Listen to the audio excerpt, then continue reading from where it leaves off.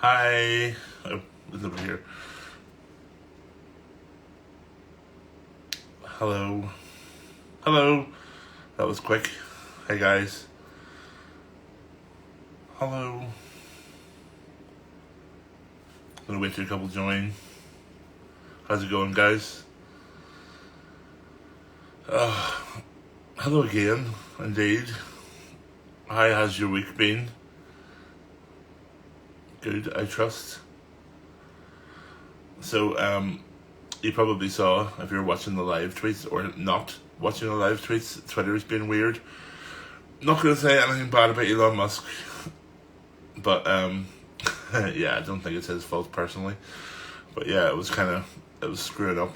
I think a couple of you guys have problems as well. So we did not have a live tweet this week. However, we're going to talk about it here, and obviously, just like every week, it's going to go without a hitch. Without a hitch. So let's see who is on the line. Okay, gotta get Damien onto the call.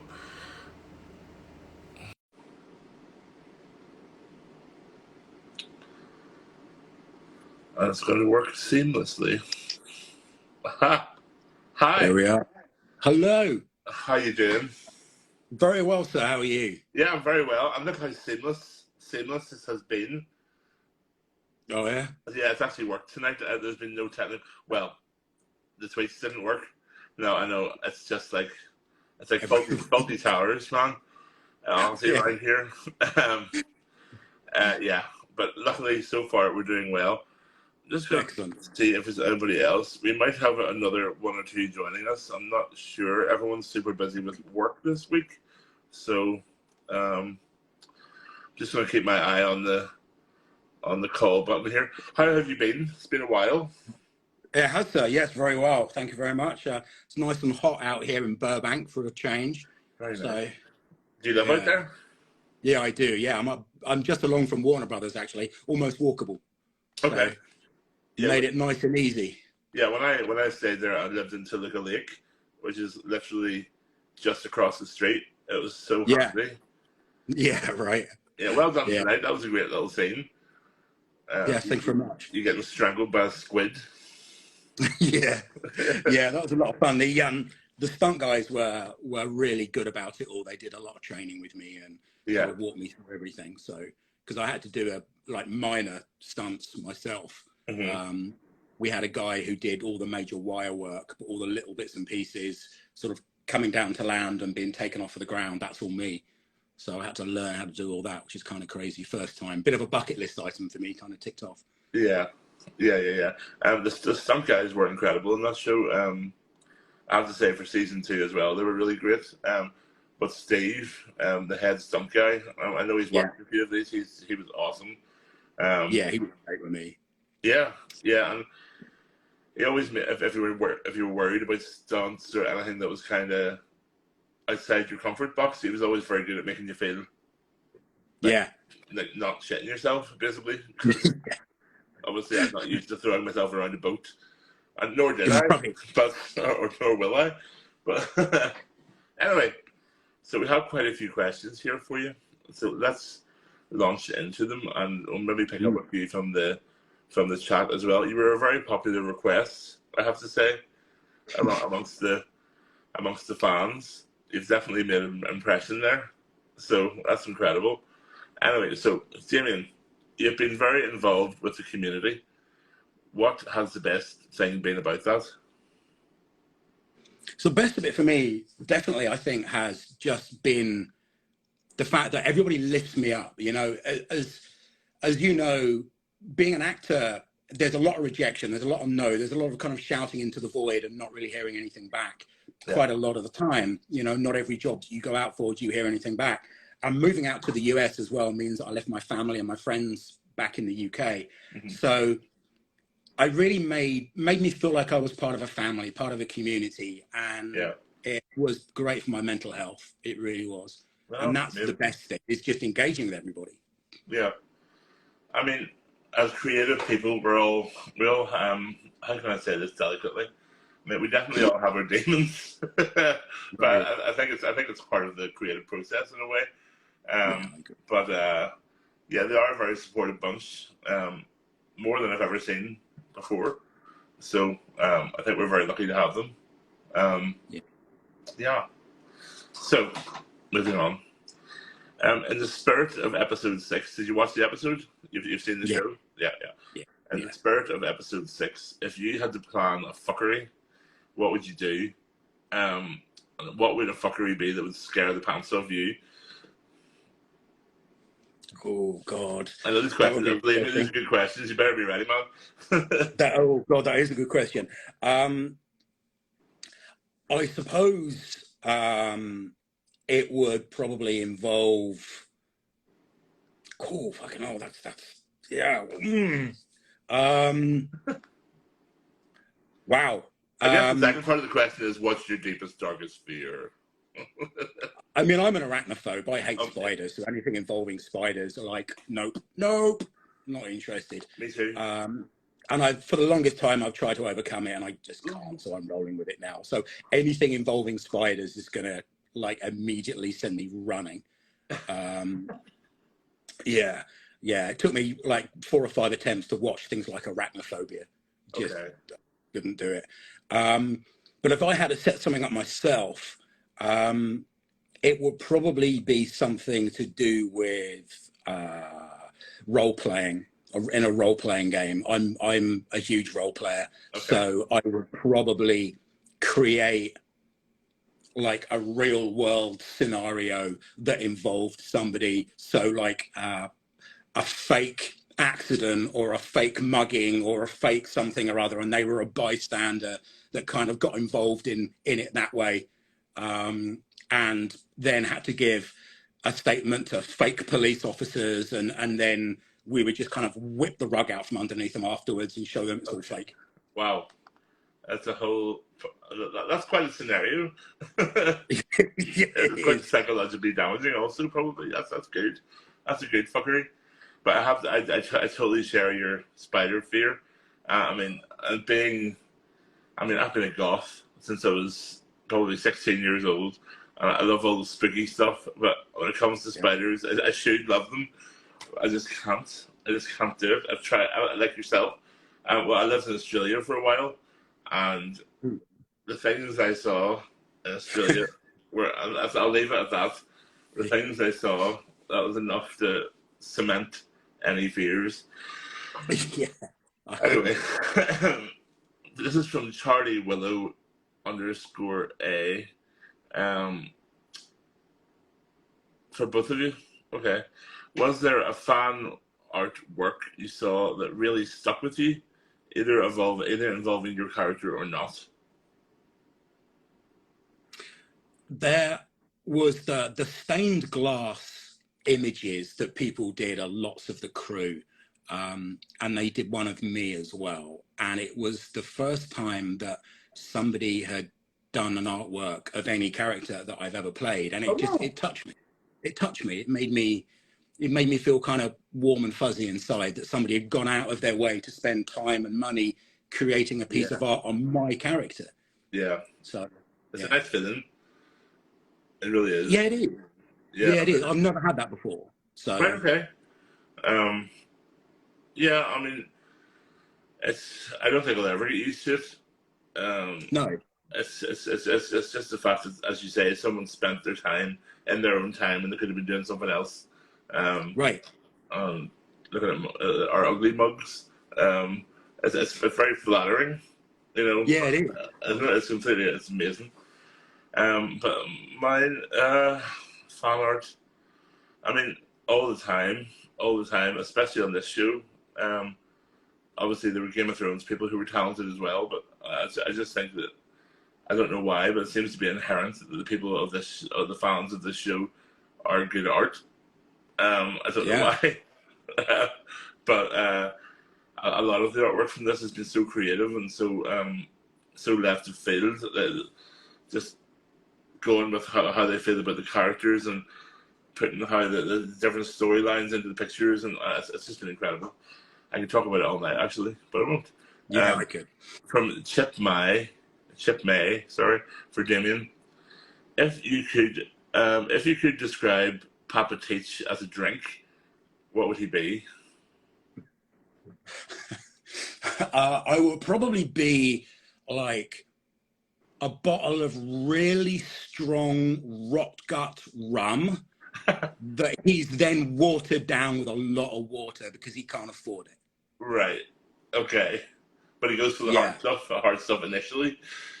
I Yeah, really a make it bottle of laugh. like red eye rot gut, cheap but strong rum that's been watered down. Yeah, that's probably Okay. him. That's going to give you a horrible hangover. Yeah. I think I'd probably be a pina colada.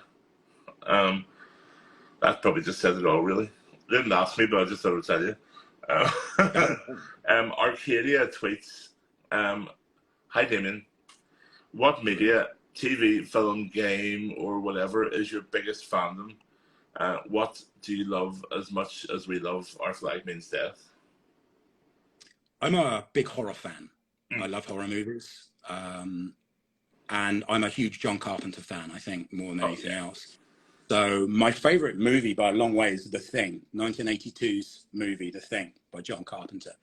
And apart from the practical effects that they used, which were still hold up today incredibly, the cast had such a camaraderie amongst them, and I love that. I love like ensemble pieces, I really do. So I've never been in a horror movie. It's my favorite genre, and I've never done it. And it's like I've done everything from rom-com to cop to thriller to everything, and I've never done a horror movie, which is killing me. Yeah. But yeah, that's probably my favorite movie and the sort of thing that I would love to be in. I got a chance to speak to John Carpenter back in 2017. Oh, wow. For a movie that sadly been shelved called Dark Child. And we just talked about his music because his music has been such a huge influence on me as well. Yeah, he's an incredible musician. I mean, he does a lot in music now as well. I didn't know that, actually. Yeah. So. Before today, funny enough, a few days ago, I had like a model of Christine, the car. That's one of my favorite movies. Yeah. I had a model sitting just to the right. I could have proved it, but I put it into the attic. Bad timing. I just did a horror movie. Actually, it's in the movies at the minute. I think it's its last, just to plug. It's in the movies in the UK, I think, for the last weekend. This weekend, it's on Unwelcome. I kept getting it wrong. I kept telling people I kept saying uninvited, but it's Unwelcome. Unwelcome. The reason why is we filmed it like 2.5 years ago, like during COVID, and it kept getting pushed back, and they changed names about 5 times. And I was like, "What movie is this?" Yeah, it's Unwelcome. Thank you guys. you guys know more than I do. That's always the case. So for Damien, what was your process for getting into character and filming your scenes? Well, I always research my roles. I mean, I do my due diligence. I've got a whole series of questions that I ask about all of the characters to myself. I make up the information to give them like a backstory and like a living, breathing world behind them. And then when I look at a scene, I work out where they were right before the scene started and where they're going at the end and what the pivotal line is in the scene and the beginning and the end and so on. And I work out sort of where the character is in their world first, before I even worry about sitting down and learning lines. Yeah. Because then it makes it easier for me to kind of get into the character. And then when I'm on set, I mean, I've done method acting training, and I know it's a dirty word and people hate method acting because they think you're going to spend half an hour with your hand stapled to your forehead before a scene in order to get in character. And that's not true. But I use a lot of the tools from that to kind of get me into that moment nice and quickly, get me, you know, in that first scene with Simone Kessel playing Mother, I'm very angry. So I have to come in kind of emotionally loaded with that anger to start the scene off. And the work that I do, sort of researching the character and researching the scene, will inform that basically. Yeah, no, that's a good answer. I've never really done much research about method acting. I studied the Meisner technique and from Stanislavski, but yeah, I've always tried to keep it as simple as possible. For me, that's always what's worked. But for me, there's a question for me now. I don't type these out myself, by the way. I don't write for Kristian. That sounds weird. Did I enjoy my time as the Black Cat of Death? Well, I mean, how could I not? It was such a fun outfit. The horrible thing was you didn't get to see the outfit properly, I don't think, on camera. They had this massive belt with like a rope tail, and like a big massive cat's tail, and had like oven gloves for like cat's paws. It was the worst outfit and the best outfit ever. And yeah, it was just fun to be stupid for a minute. I mean, I don't think there's a minute in the show where I'm not being stupid, but it's a different kind of stupid for a minute. So yeah, it was a lot of fun, and I'll be up for resurrecting the cat at any time. We'll see. We'll see. Excellent. Cats have 9 lives after all. So for both of us, what was it like watching episode 6 and seeing all the pieces of this part of the story come together? So it was my first watch as well. Remember, I hadn't watched the show. So okay, but for you, first time through. I've watched the whole series through like 12 times now, like from start to finish, 12 times. Wow! Because I am a fan of the show. I mean, I'm like a huge fan of it. I love it. It's like it speaks to me as like a geek, you know. So I've watched it all the way through, and I watched it again in like the whole thing all the way through in readiness for this as well. It was great seeing all of like the CGI actually come together, because when you're there, you know, you've got like the fake tentacle around you it's like a bright color. It's like a bright blue, I think, with dots all over it so that they can map the CGI onto it. And there's like a stunt person holding it on the end, and they wrap it round you and they pin it into place and so on. But it's really great seeing it on the screen and seeing what happens, because my stunt double, who was also called Steve, as well as the stunt director being called Steve, Steve Shriver, my stunt double, incredible guy, looks really like me, with incredible.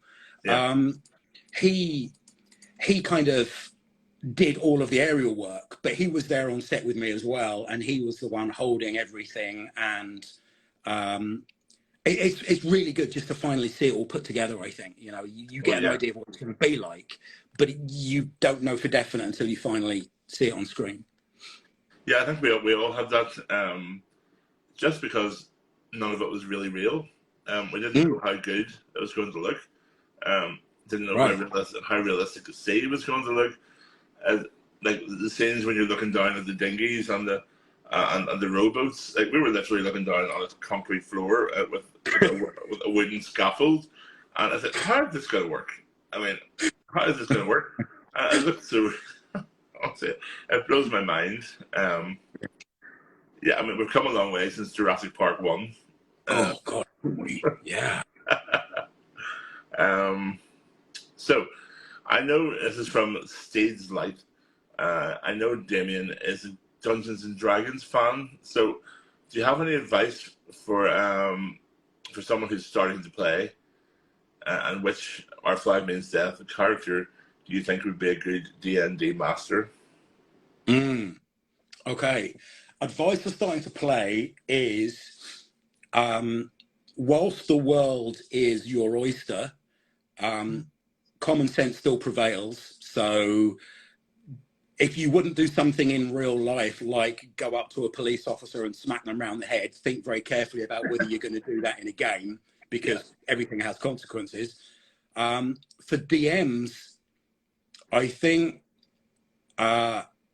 Izzy would be very, very harsh but fair. He would be very harsh but fair.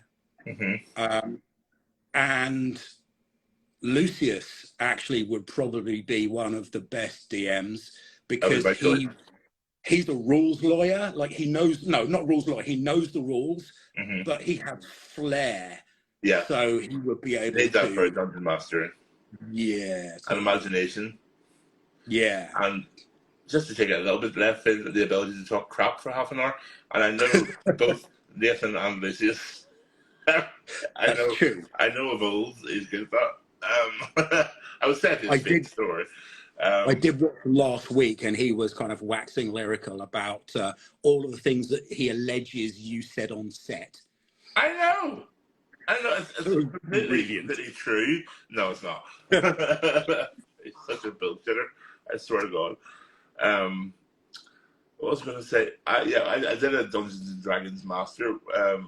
Or sorry, I did like a during pandemic. I did a what do you call that? Zoom as a Zoom game, and the dungeon master was like, before we got started, she was like, "Please just don't get into combat because it gets so messy, and it just goes on forever. It ruins everything."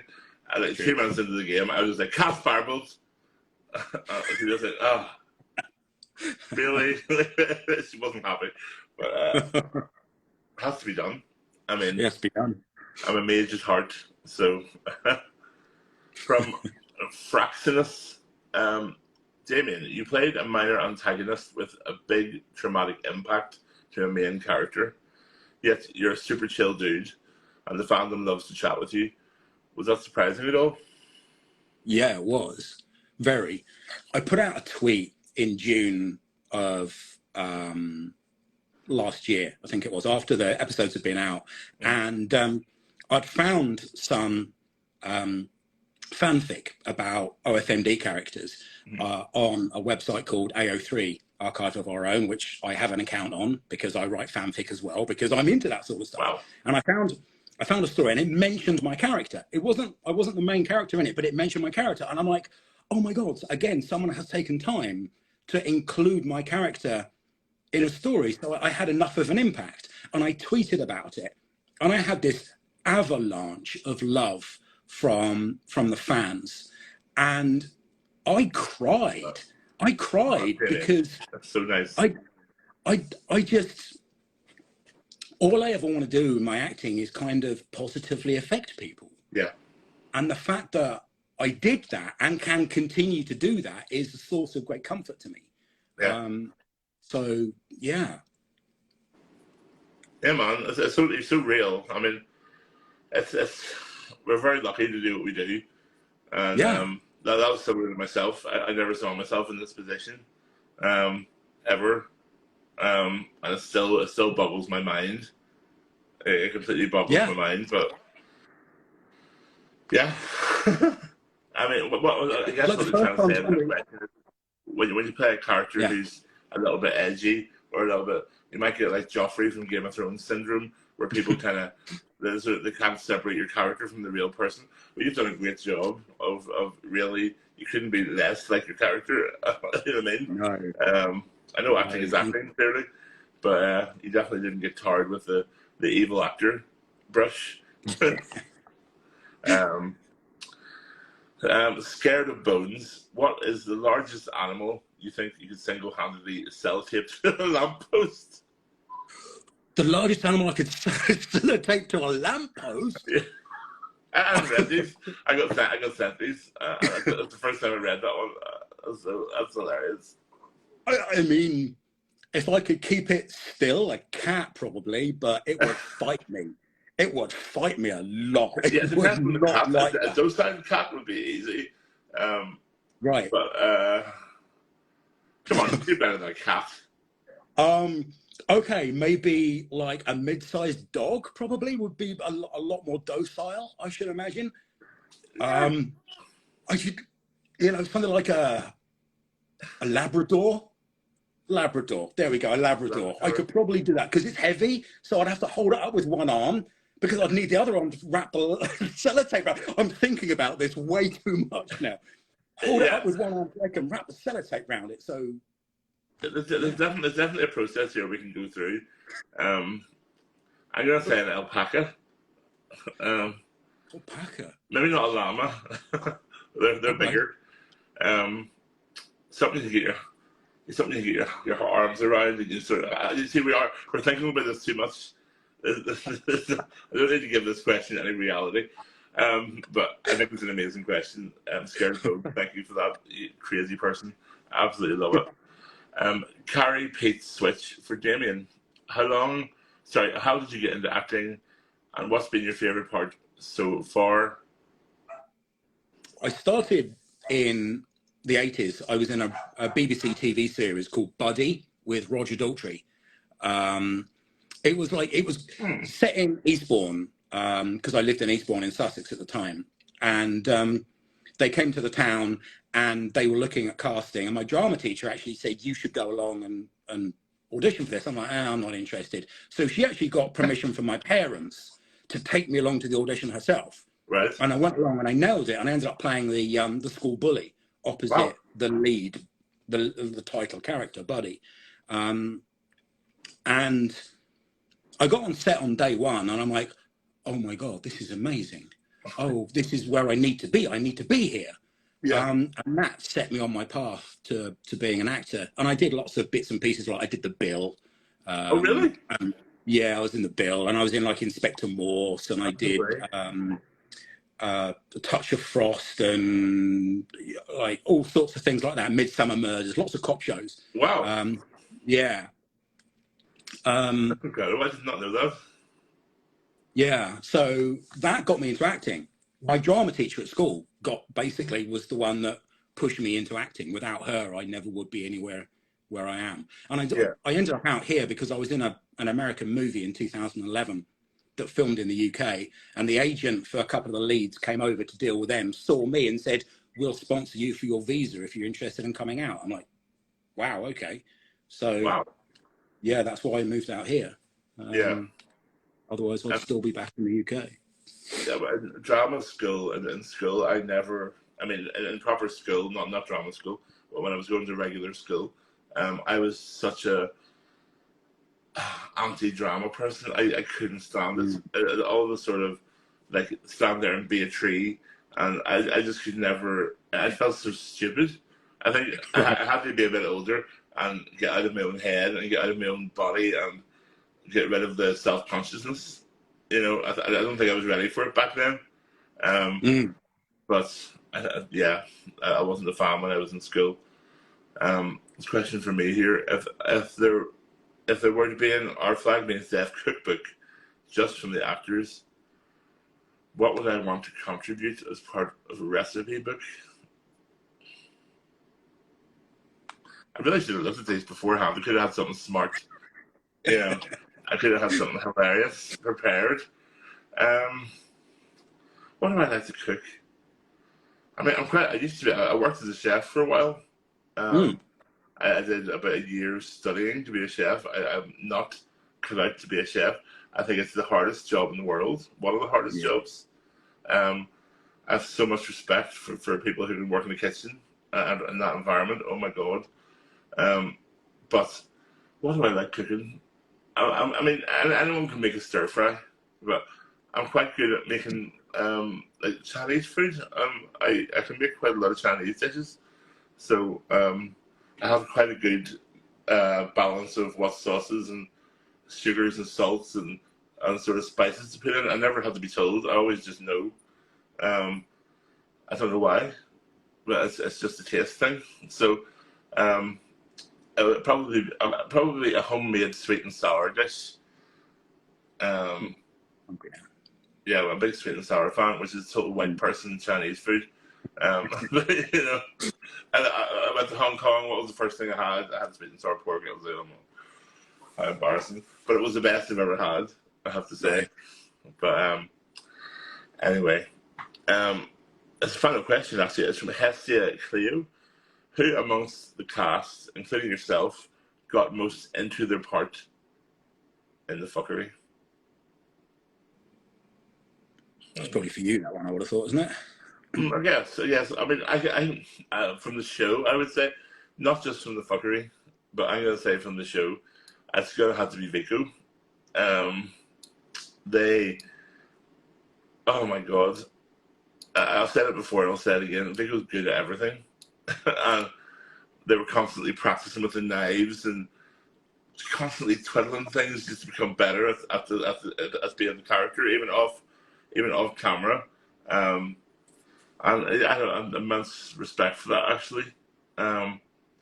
So I'm going to go with Vico, actually, definitely. And they had to go through a lot of makeup as well. I remember while I was sat in the makeup chair, Vico was every day I was there was sat next to me, sort of in there before I was, and they were having their, like, the beard and everything put on, and they were there long after I'd gone, like, to Yeah. set and so on. So yeah, I can see that. Vico. However, I have to say I was the last person home always.